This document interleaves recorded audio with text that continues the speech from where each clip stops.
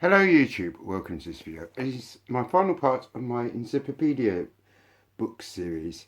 A big thank you goes to Paul for sending me this wonderful book as a present. He also sent me this beautiful ARMOUR lighter, and I recommend both items in your life. Okay, this is part 13, the final part of this series, and I'm going to discuss the finish of the paint finish of ZIPPOS, and also the car and Enoch bowls. I'm trying to forget. Yeah, Enoch bowls. An illustrator for Zippo. Okay, the Zippo car. Blaisdell decided after the Second World War that he needed a car to boost his image of his company, and the car used was the 1947 Chrysler Sargata Coupe, which cost him £2,048. The next step was to customise the car to represent the brand, and he appointed Garner displays, which had two giant lighters, one on each side of the car in its central part. These are two removable neon flames to allow the vehicle to move more easily, and the customisation cost between $25,000 and $30,000, and the original car, as I said, was $2,048. Now, you might wonder what the Zippo car looked like. Well, this is a picture here on the top, and that's what it originally looked like.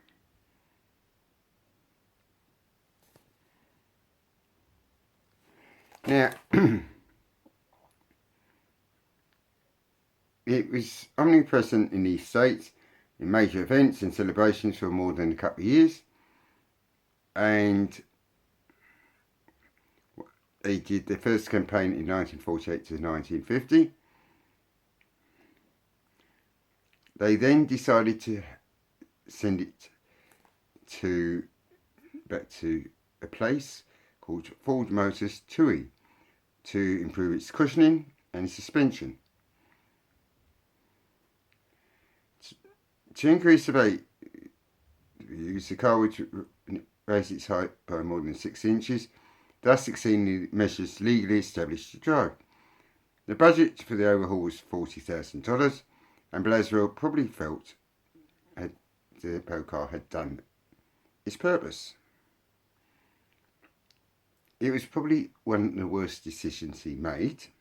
He didn't do many, because in 1970, the executive of the company wanted to get his car back, and Tui Motors had closed for a few years, and the original vehicle is lost. No one has ever found it. In 1996, Zippo decided to build a replica, and a 1947 Chrysler New Yorker was bought, and it was customised as well.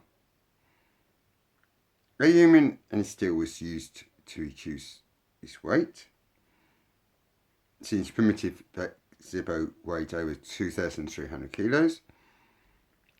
The cabin was entirely built with stainless steel, electric windows, remote controlled door opening, and could do a maximum speed of about 70 kilometers an hour.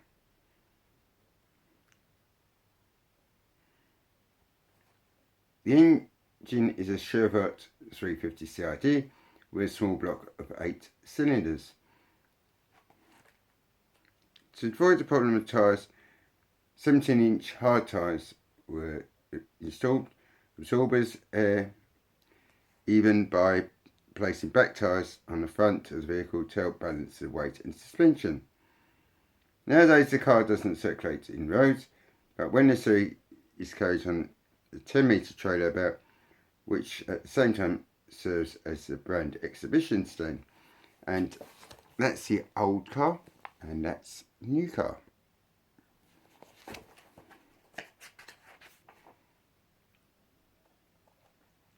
It was unveiled in the 1998 Zippo case meeting swap, and there's an advert, pictures as always at the end,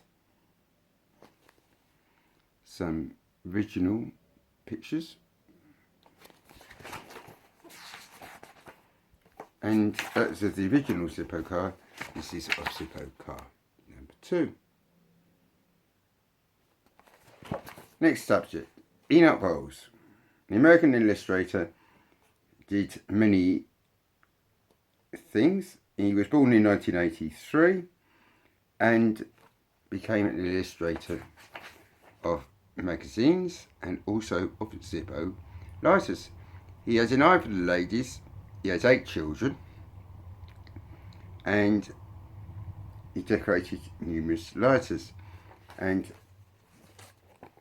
here's one page. Film fun. Some more pictures.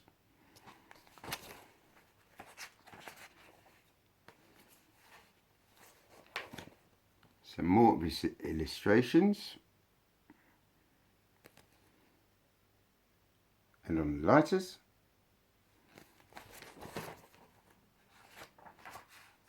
The image of the windy girl. And there's another one. Okay. Next subject. Finishes. You can have various finishes. They vary tremendously throughout history, combining among them. Few exceptions, town and country, for example. Decoration in process employed by the brand are diverse, as we'll see by the various wide range of designs. You've got autumn engrave, similar to that used in jewellery to give the piece a 3D effect. It is a method rotary carving performed in most of the cases using a computer.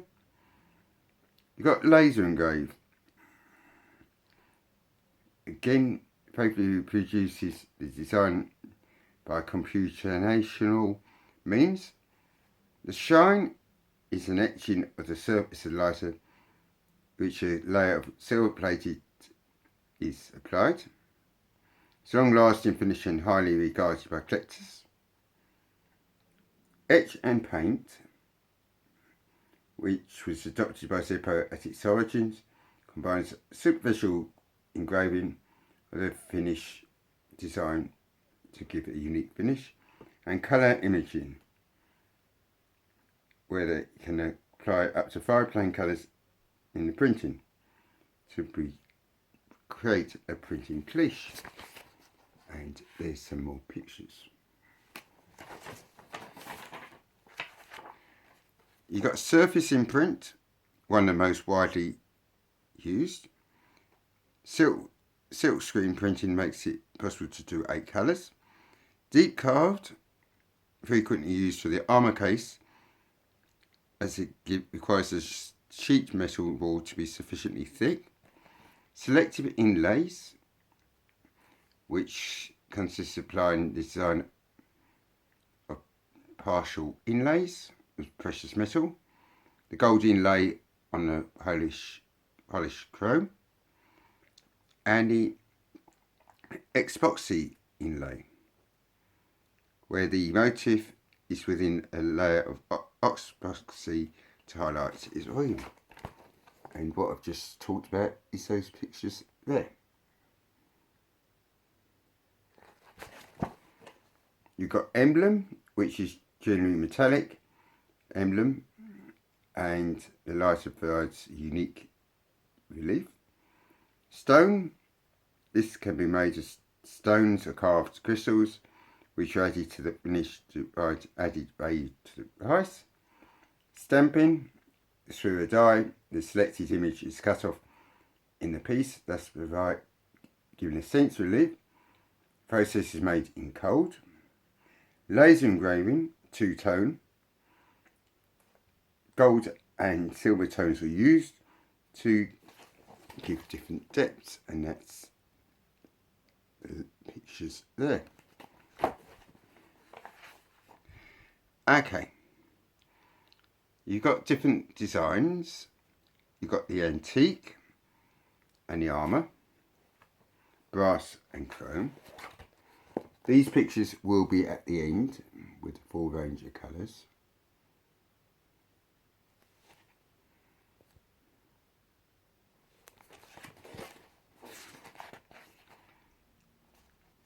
Copper, crackle, gold plated, precious metal, which is those, and a bit of chrome continued.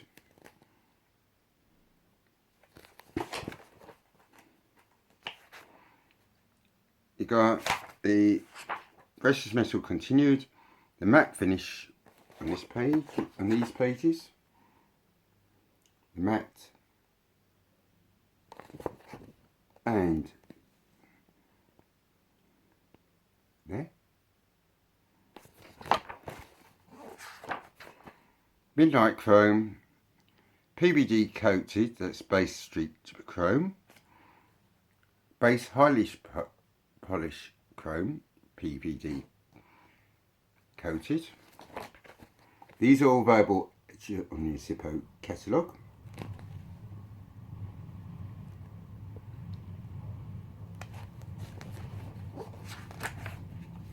Replica, rose gold, silver plated and sunrise.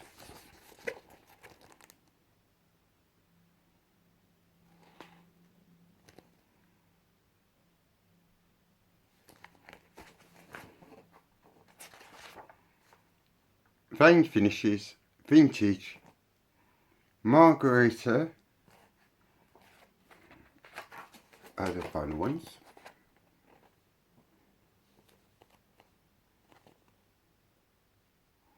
Pictures at the end as per normal.